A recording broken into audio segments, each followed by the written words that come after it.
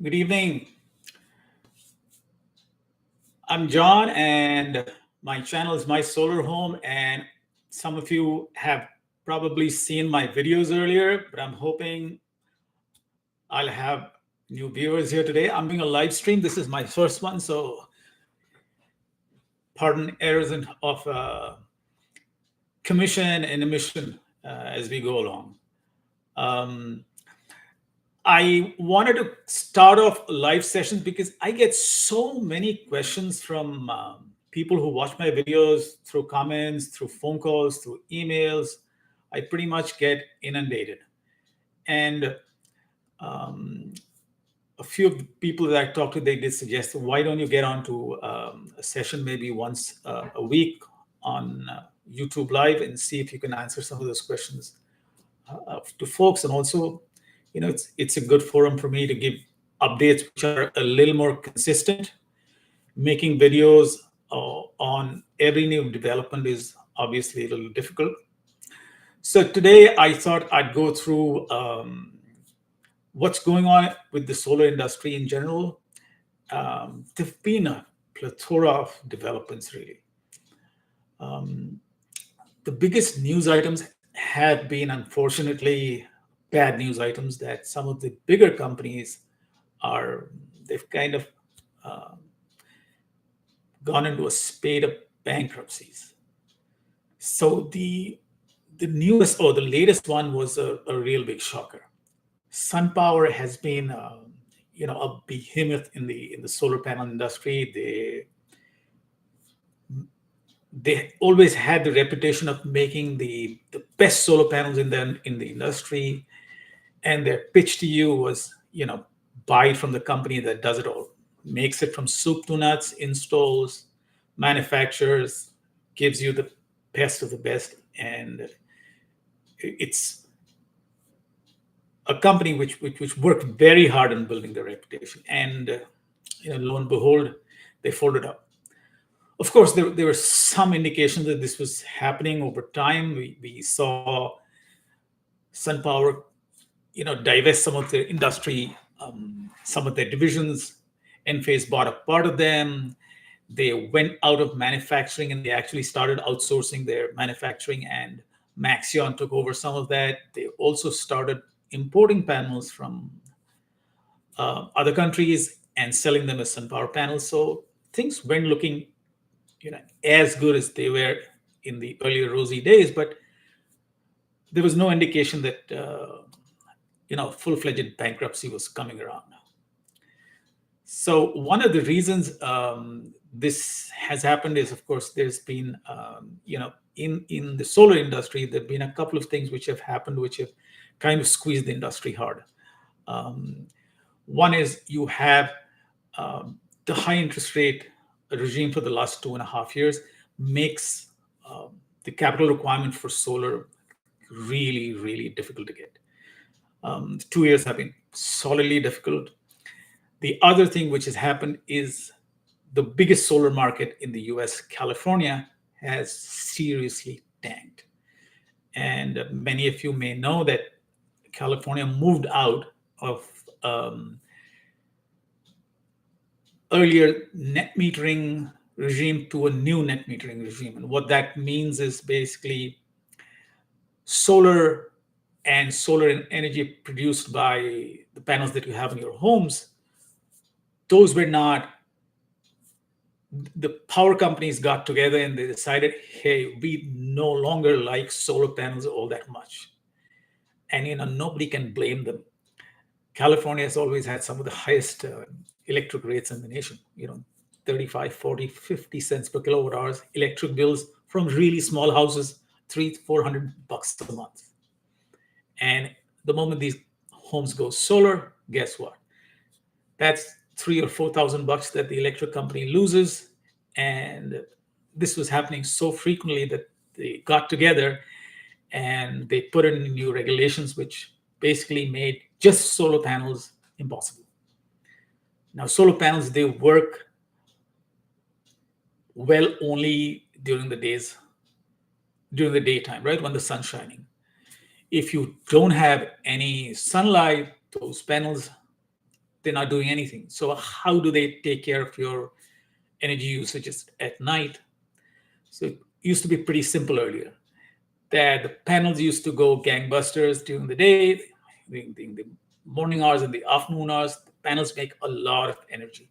Most of that energy is not used by the home because you're not at home, you're in office, and you end up not using that energy while you're not at home. And all of that energy goes to the power company. So it's California, they just bait and switch, and they said, look, all that energy which you sent to me during the daytime, I'm not going to give you any credit for that.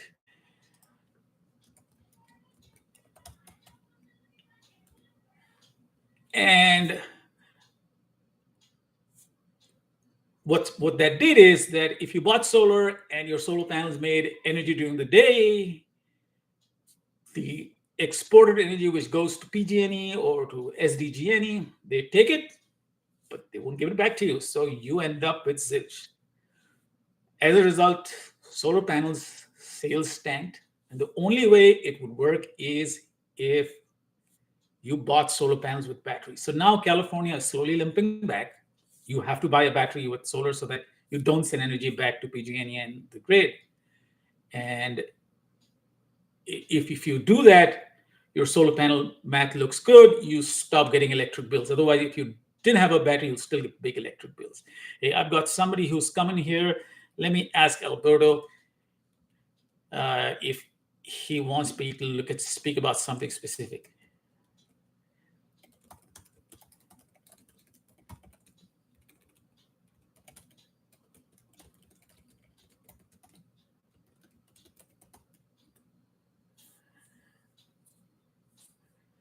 So that was SunPower. And before SunPower, there was Titan, there was Vision. Who else was there? ADT. You guys, everybody's heard of ADT, the security company. They had gone into solar big time, big investments. They've come a cropper.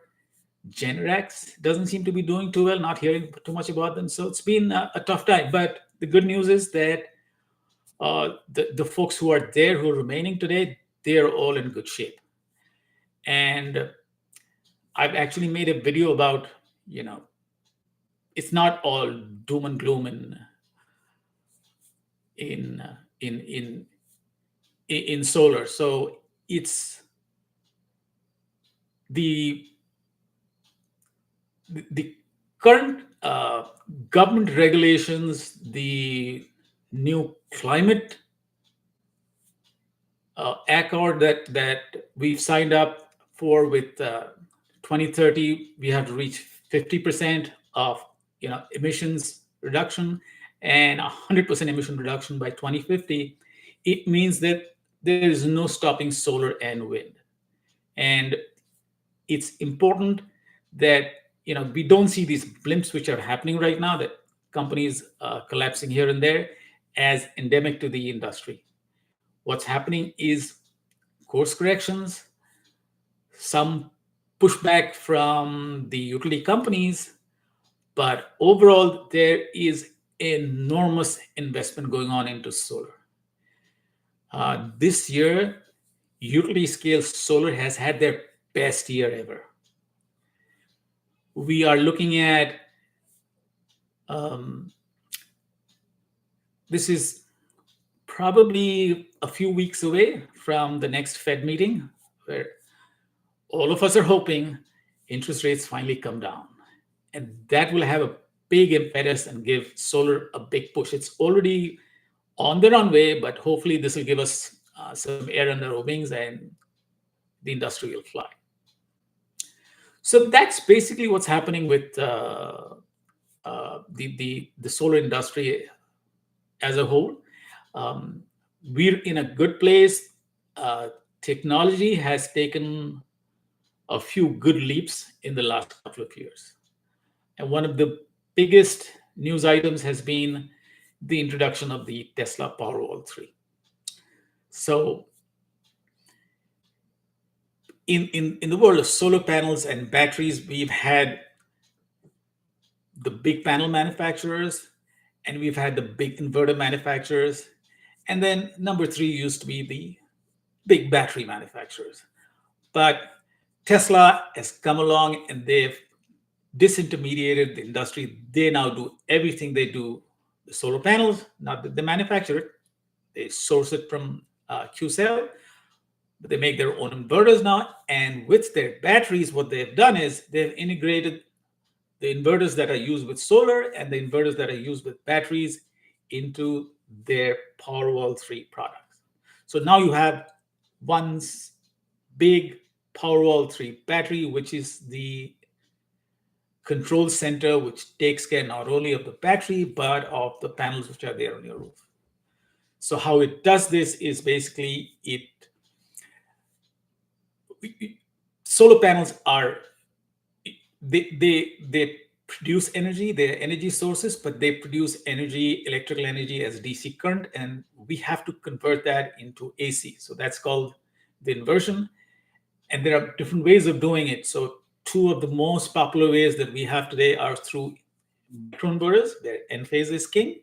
And the other way is through a combination of string inverters and optimizers, where SolarEdge is the king.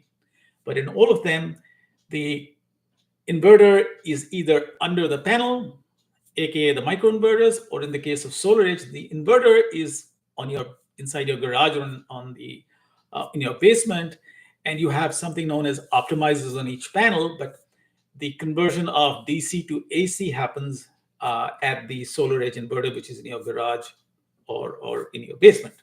Those were the two which are the most popular, and they have covered 90% of the market. The third in the residential market is string inverters. Those weren't doing too well because they have trouble in the scenario of having panels on roofs. Because typically US roofs have got A roofs, they've got hips, they've got trees around them. Some areas are shaded, some are not. When you put panels on a roof, they could be panels on 5 roofs. Some of them could have a little bit of shade on them. Those kind of installation patterns, which are very common in the US, they're not really suited for string inverters. And so the optimizers and the Enphases, they ruled the roost. But Tesla last year introduced their Powerwall 3, and this has been a game changer. Now what Tesla has done is they have a central inverter like, or a string inverter like one that SolarEdge has, but they made it virtually into 6 inverters. So they've got 6 inputs going into them. That means you can have 6 different sets of solar panels being connected to that single inverter, and each of those 6 panels would be optimized separately and on their own. So this means that the performance that you get from a string inverter, which earlier, like I said, wasn't great, Tesla has, kicked the ball out of the field, because now with those 6 inputs, you've got panel outputs and efficiencies which are right up there with either SolarEdge or with Enphase microinverters. There are a few situations in which it might not be the best situation. I have a video on my channel about when Tesla Powerwall 3 makes sense and when it doesn't. It makes sense most of the time. So now you have the Tesla battery with its inverter, which takes care of your solar panels, as well as conversion from your the battery's power is also DC. The battery, when it outputs power, is also DC. That needs to be converted to AC as well. So even that is taken care of by the inverter inside the Tesla Powerwall 3. Now, the other batteries which are popular today are Franklin. There is Enphase's own batteries, SolarEdge batteries too. And a lot of people do ask me about other battery manufacturers like Signature Solar, like Fortress. And there are a bunch more big battery, there are a lot more batteries, and I have looked at specifications of many of these batteries. And let me tell you, some of them, in fact, a large proportion of them are actually extremely good products. Now, the issue with the other battery manufacturers who aren't doing as well as the Teslas and the Enphases and the SolarEdges and the Franklins of the world, these are the four big guys who are right now kind of cornered majority of the market share in the market, in the battery market. The other wannabes are having trouble because of two issues. One is bankability. Okay, you need to have a lot of financial muscle to do well in the US market, because you got to get your battery UL 9540 approved in so many jurisdictions that it takes somebody with a lot of financial muscle to do that. Getting UL certification across these jurisdictions is expensive, time consuming, and financially very costly. The other thing is, not only do you have to get yourself UL 9540 certified, you also have to get registered with some of the big financial institutions, aka listing agents like Dun and Bradstreet, like Black and Veatch. And to get into those lists is extremely difficult. They look at the financials of the companies who are allowed into those lists very closely. They want to make sure that somebody who's there is really financially very, very strong, and that they won't lose out over the long term. Remember, batteries like solar panels have long warranty periods, right? The panels normally are 25 years of warranty, whereas the batteries are 10 to 15 years. Enphase offers a 15-year warranty, which is kind of an industry outlier. Another reason why I like Enphase a little more than some of the other technologies. If you watch my videos, you will see that I'm a little partial to Enphase. And one of the critical things that the powers who manage the gateways into battery, Valhalla, are that will the battery company, number one, of course, do they have great technology? Number two, are they listed and certified? And number three, do they have the financial wherewithal to last that long period? Now, in terms of basic battery chemistry and technology, today, pretty much everybody is moving into lithium ferrous phosphate for residential battery technology. And this is the safest battery technology available today, really. You can pretty much bang your car into one of these batteries. It won't cause a fire. I won't advise you to start poking holes into them, but if it was an accident, it's unlikely to cause a fire. So almost all the battery manufacturers are moving towards lithium ferrous phosphate today. Earlier, the Tesla Powerwall 2s, they used to be nickel NIMC, nickel manganese cobalt batteries, which are a little less safe than the Tesla Powerwall 3, which is lithium ferrous phosphate 2. So pretty much all the big players have moved into the safer battery technologies, and that makes getting those UL listings so much easier. So that's the battery scenario today. So if you ask me, hey John, which battery? A lot of people ask me that. Which battery should I buy? I tell them it's situation to situation specific. But if you choose any one of these top four batteries, you're really in a good place. Some of them might be marginally better in a particular situation, but it'll boil down to a little bit of technology, but mostly the kind of deal that you get.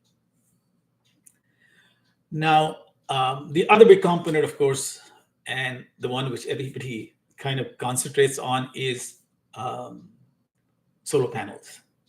Hey, which panel should I actually go and buy for my home? And the answer is the top solar panels which are available today.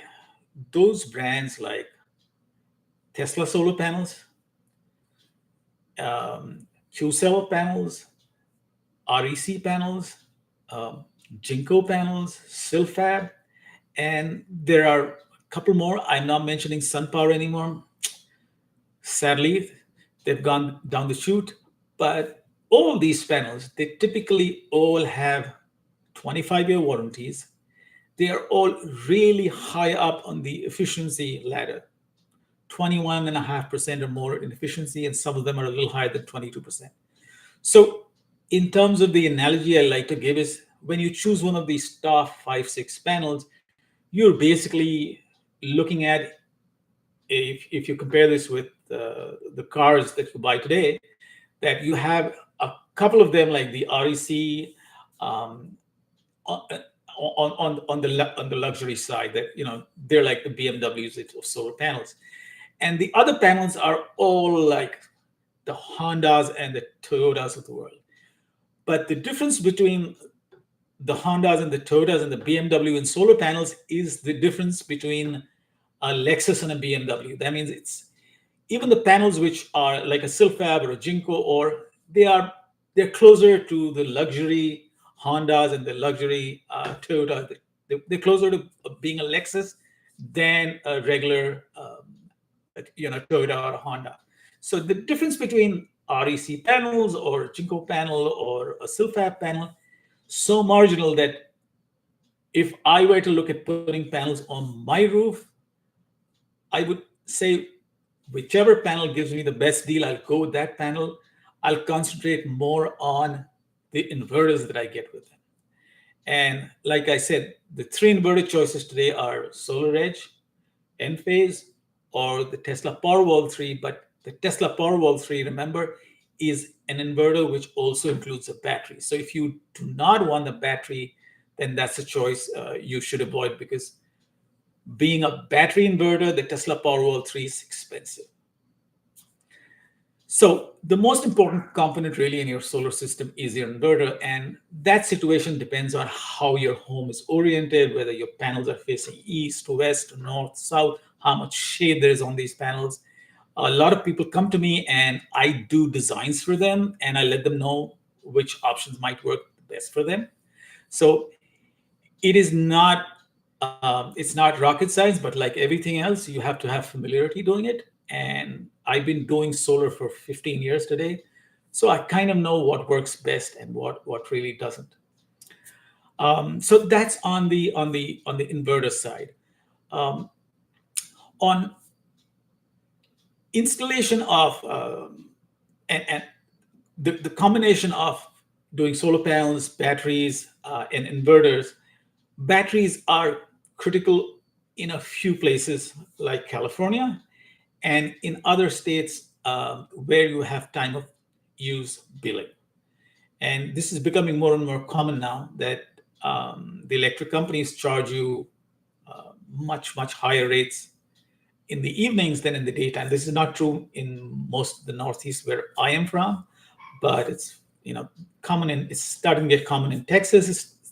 California is king with time of use, and in these markets, it is very critical that when you go and look at solar panels, you also look at getting a battery for yourself. Okay, I've been doing a lot of speaking. Let me grab a drink.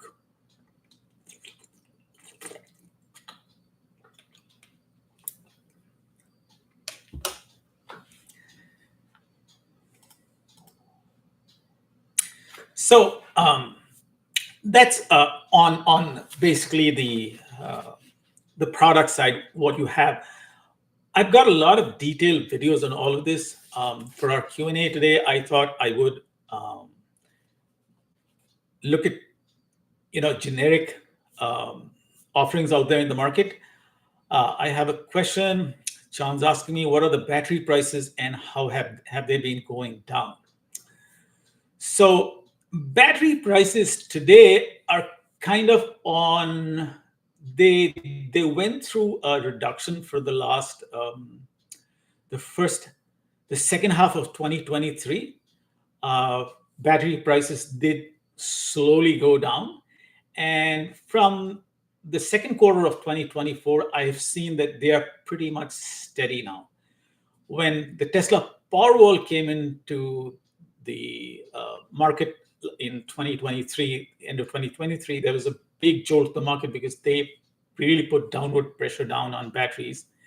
And right now, competition has reacted. And today, this place where we are, um, a battery price, and this is, there'll be differences in what I'm telling you right now. But if you're looking at a Tesla Powerwall 3, just the battery alone, installed will be about 12 and a half to 13 and a half thousand. And the same battery and a comparable battery is the Enphase 5P battery. If you buy a 10 kilowatt hour Enphase 5P battery, that might be $500 to $750 more expensive than the Tesla battery. So the big price difference between those batteries, they're no longer there. Franklin batteries are having a little bit of price pressure on them right now. They really went hammer and tongs trying to get market share, and they held their very low prices. But now cost pressures are starting to hit them, so they kind of are in the ballpark of the Enphase batteries, 13 and a half, 14,000 kind of installed. But if you push and prod them, they might come down. And SolarEdge, I haven't been doing too many in SolarEdge installations, so I'm not sure what the prices are, but that's basically where the base units of these batteries are. Um,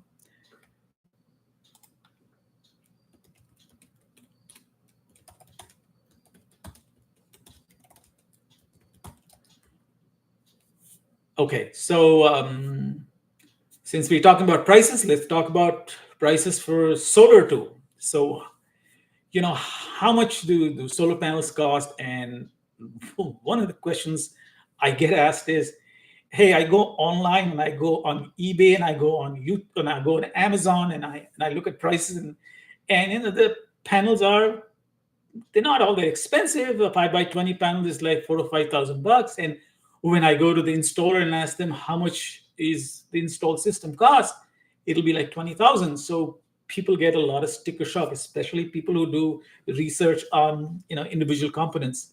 So the truth of the matter is solar is just not solar panels. There's solar panels, there is inverters, very costly. Then there is rackings.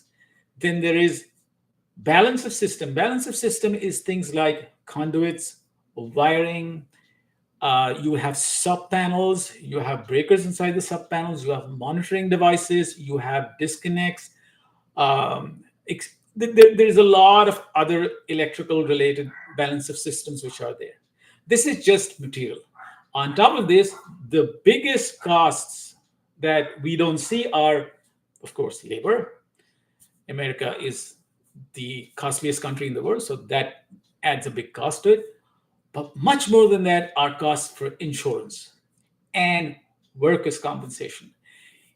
So the solar industry is amongst the most dangerous. Roofing and solar, they have the highest worker compensation insurance in the country today. So those costs add 30 to 40% of your labor costs come from insurance and workers' comp related costs. And on top of that, we have Uncle Sam sitting there. And when I say Uncle Sam, I'm talking about local jurisdictions that when you go and install solar in, say, Santa Monica, we'd have to go get a permit from the building authority at Santa Monica. We have to prepare design sets and engineering plans. They have to be stamped by an engineer. So all this takes money. The structural engineer who will stamp it, that requires money. Architect who will make the designs, he'll charge you. We create that set, send it to the township. They'll charge you money. So there are a lot of costs. And I forgot about, solar has got incentives. So to get those incentives, you have to apply to different programs. Again, costs. So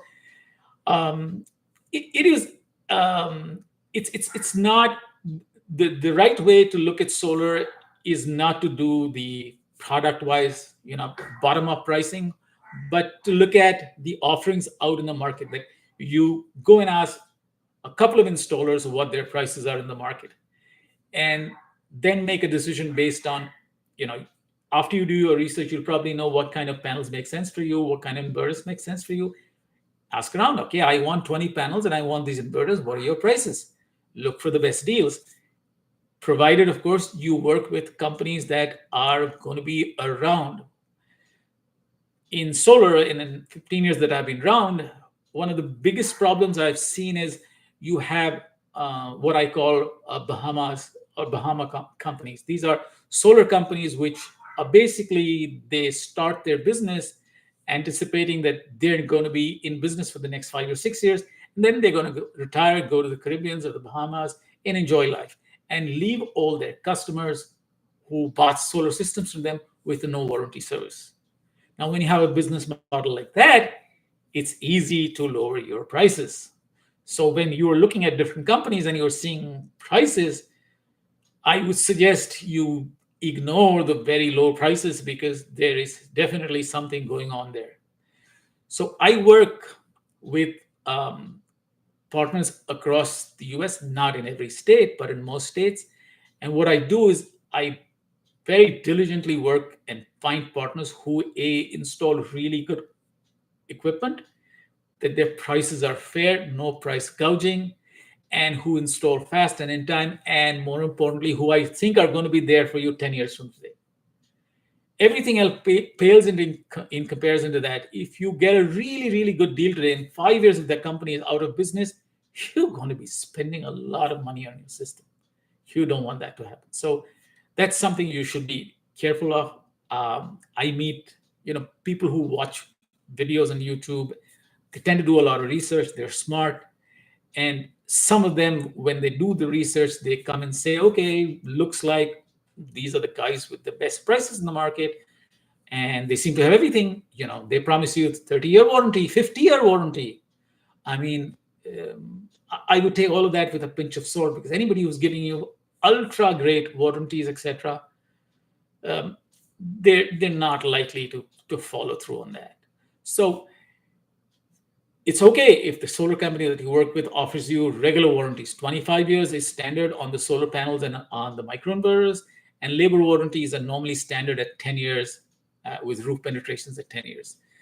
Most of the companies who do an honest kind of living and who try to give you their best over time, they offer you those specs. Some do offer 25-year warranties or 30-year warranties, but make sure that they've been around for a little bit and you get a good feeling from them.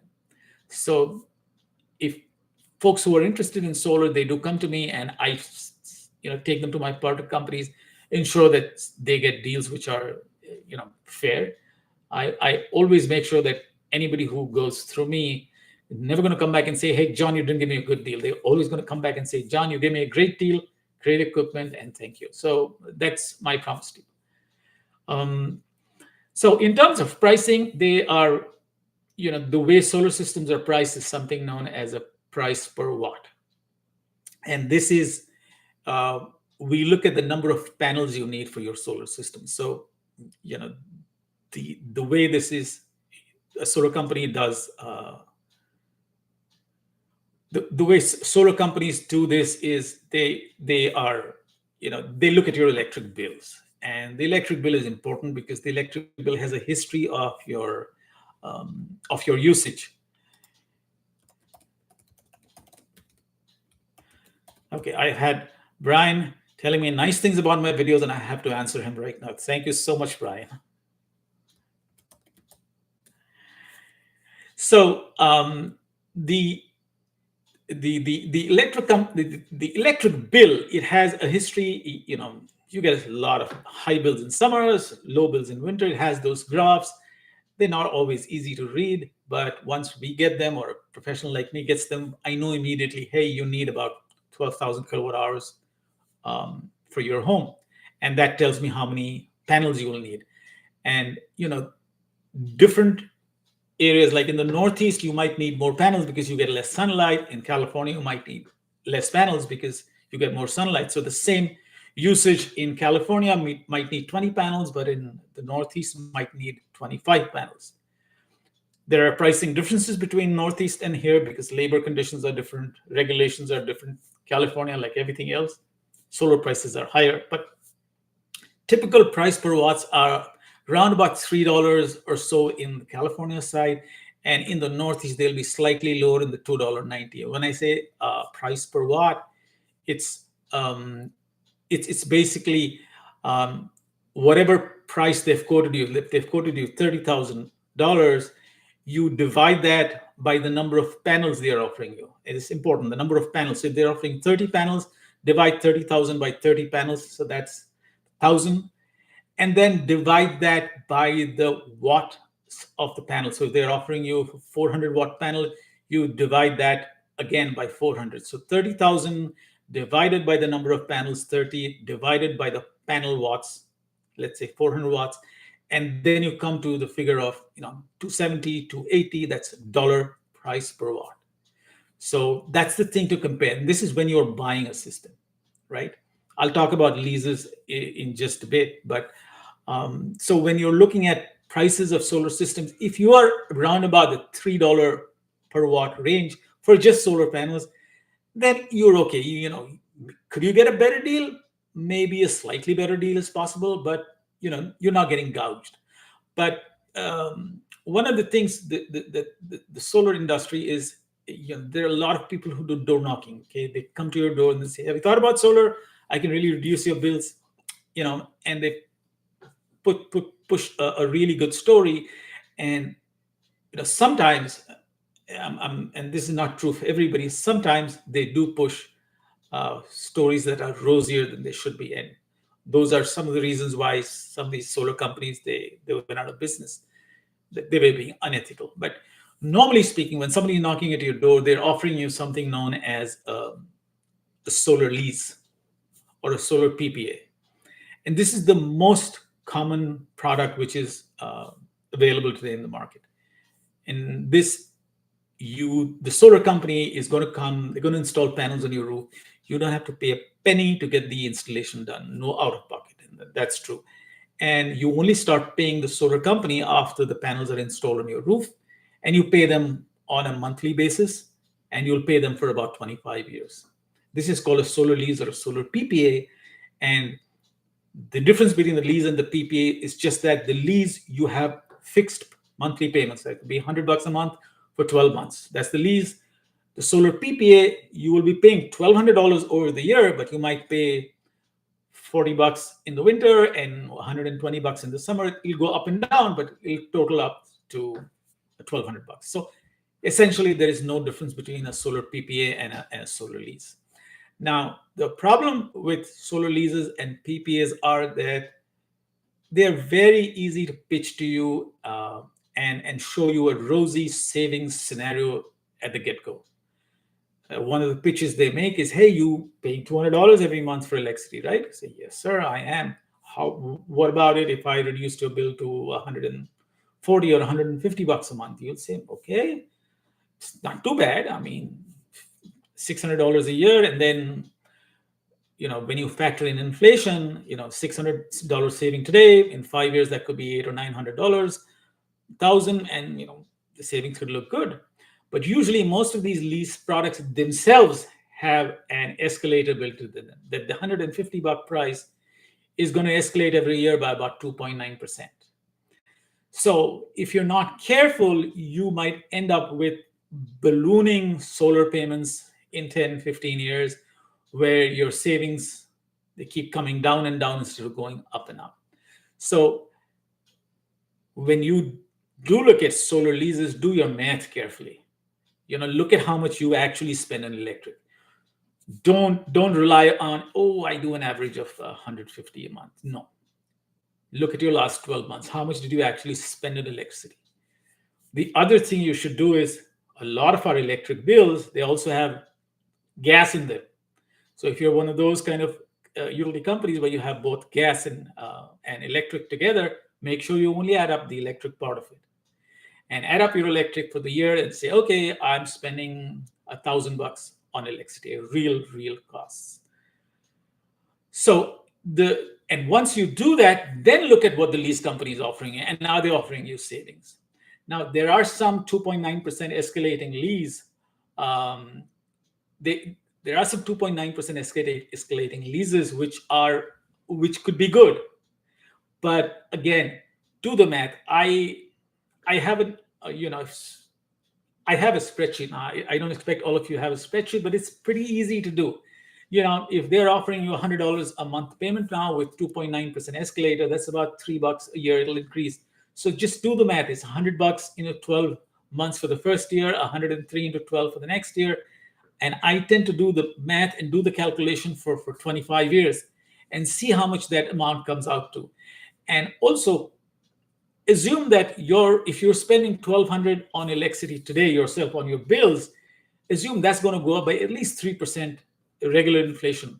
So as long as your savings are bigger every year with the escalating lease, then it could be a good option. But do the math.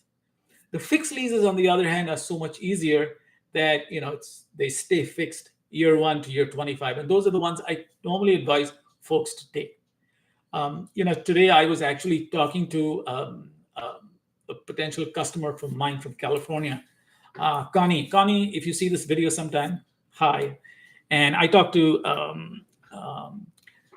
Connie and Robert today, and we were discussing getting solar and batteries for her. And her situation was a little special. She already had solar panels, so we needed very few additional panels, and we needed 2 large batteries to take care of the NEM problem in California.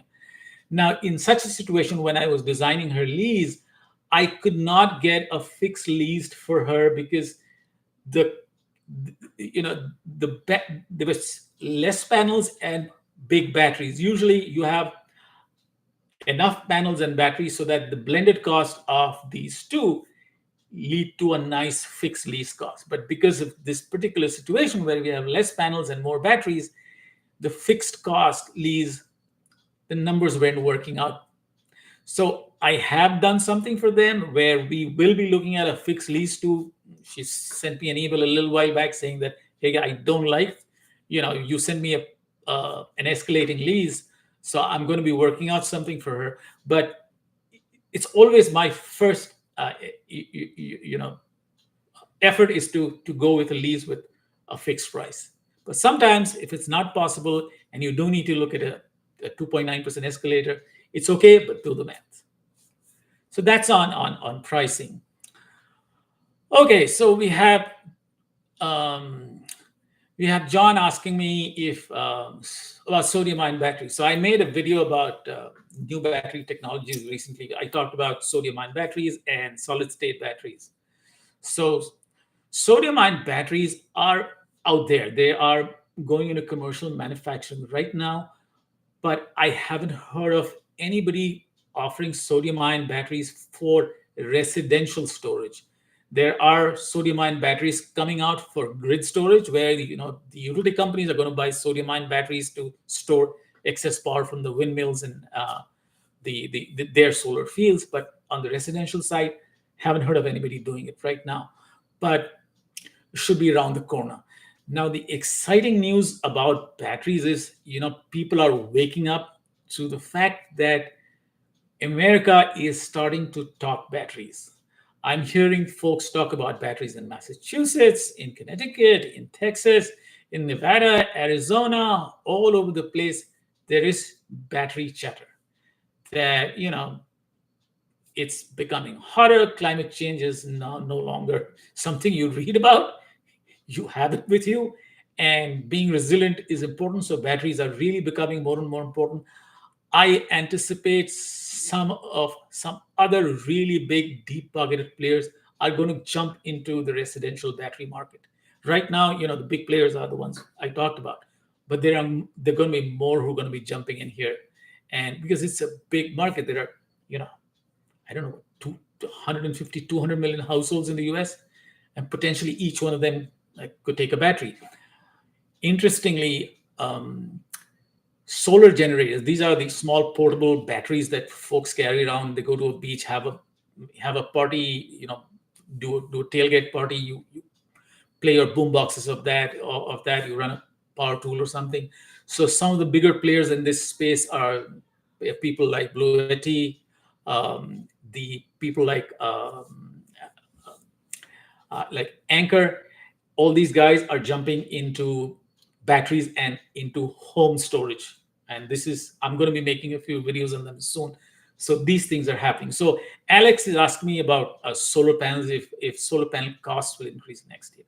So My assessment is that solar panel prices are uh, today probably at their lowest for the last couple of years.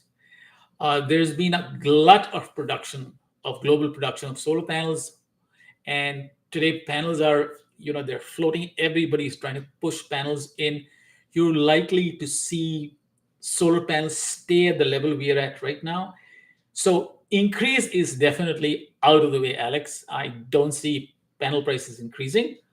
There might be marginal decreases in prices. For example, mm, um, the king of the heap today is the REC panel, right? And REC has recently, they have a promotion where they have decreased prices by about 7 or 8 cents. It's not a big price decrease, but now the difference between buying a system with an REC panel or a QCell panel or a Jinko panel or a Silfab panel, it's in the few hundreds of dollars. So that's where we are at now.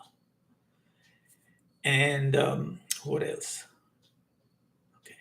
So Brian is asking me that in California, should I be worried about quotes that are $1.75 a watt? Oh yes, you should be worried about that quote. I I am $1.75 a watt for solar. I have not seen a quote of that for. I doubt I've seen a quote. The lowest quotes I have seen are in Texas, and they're in the $2 range. And those are, I get worried when I see those kind of rates.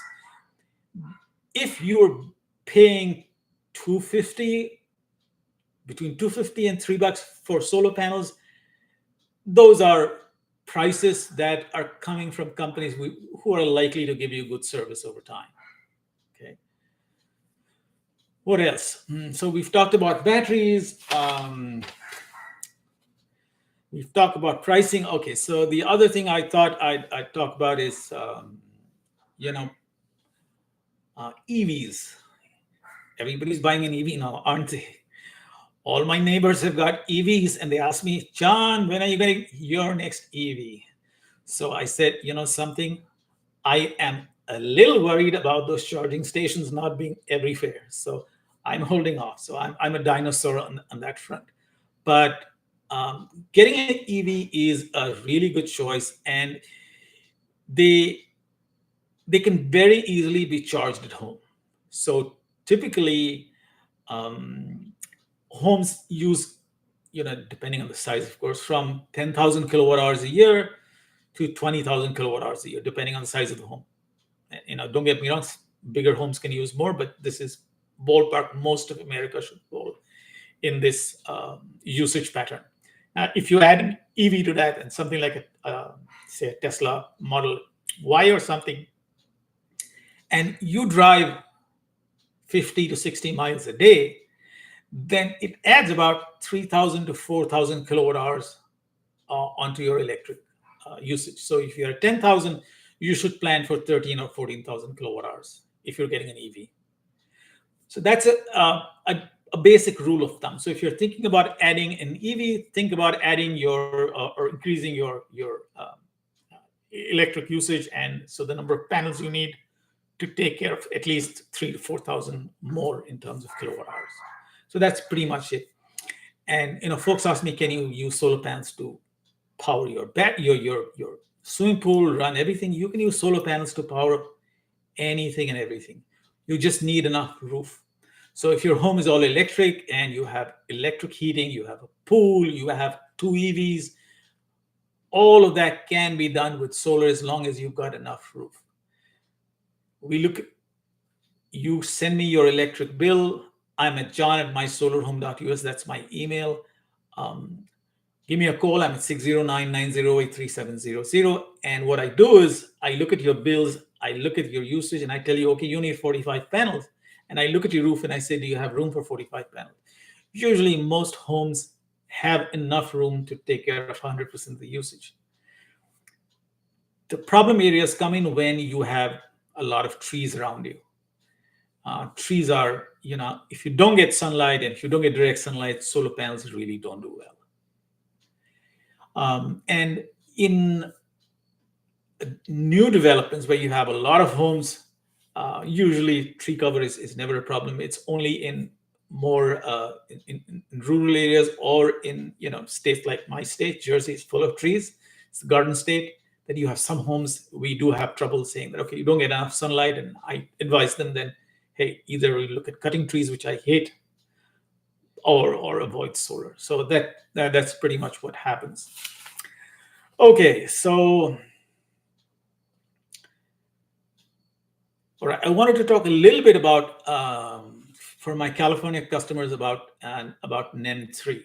So NEM 3 is what is uh, the solar program which runs in most of California, SDG&Es, PG&E, SoCal, all of them, they run the NEM 3 program. Some like the Los Angeles Power Department, they still have regular nice net metering. So these bigger companies in California, they all require you when you buy solar to buy a battery along with solar. Do not even think about buying solar panels without a battery. You're going to be in a bad place. And the batteries that you buy, they have to be properly sized. So it's better to work with solar companies who are able to size them properly for you.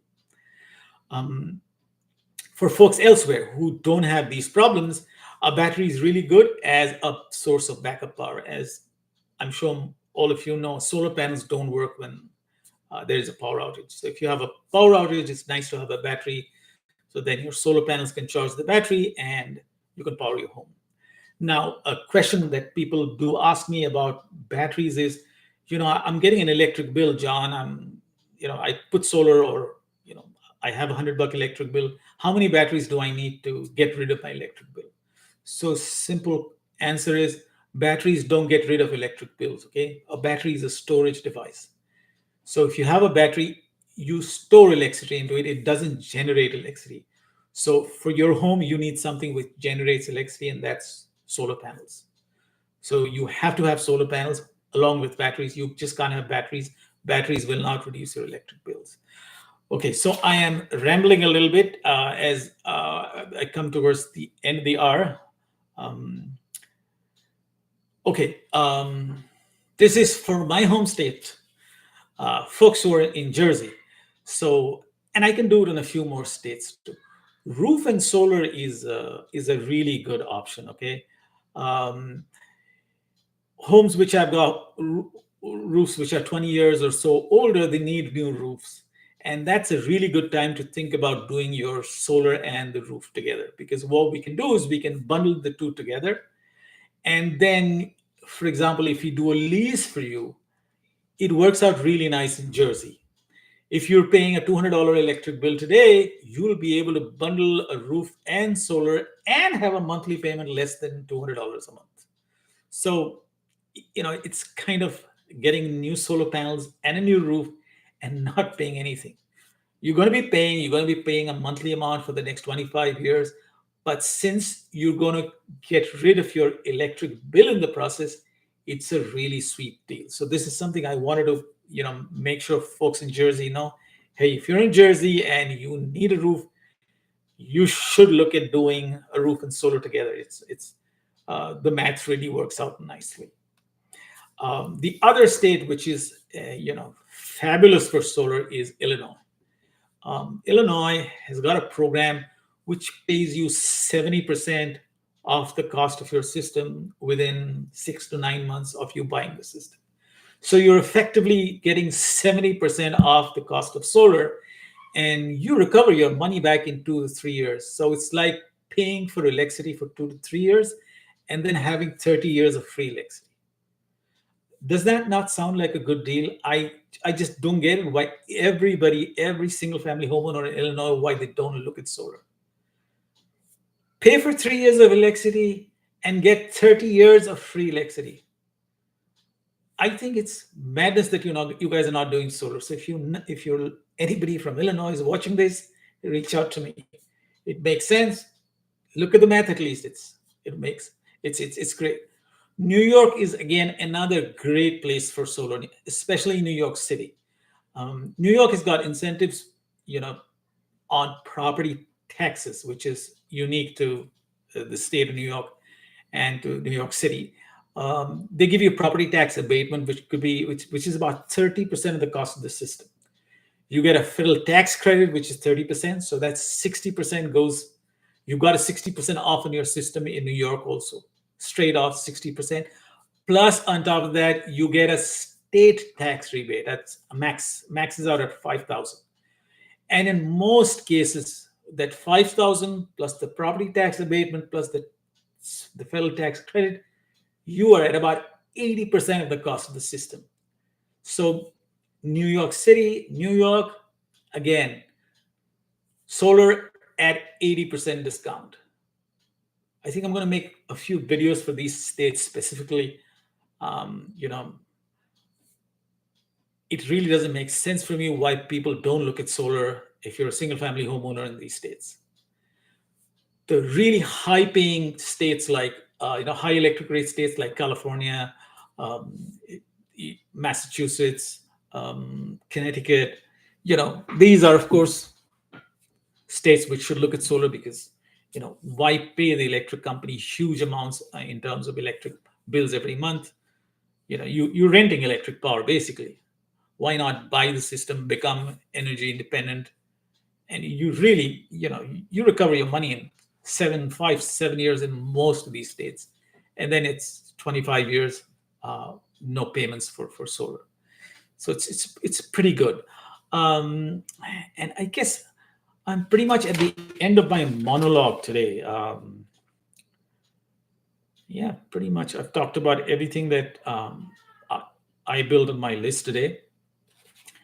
Um, so since we don't have any more questions right now, I think I'm going to call it a day right now. I hope folks who are watching this later, you enjoyed this. I'm going to try and make this a more regular forum. And for all of you who watched today and who are going to be watching in the future, thank you so much. Please don't forget to subscribe. I should have said that 50 minutes back. I forgot, but I'm saying it now. Do like and subscribe, and I appreciate you watching this channel. You take care.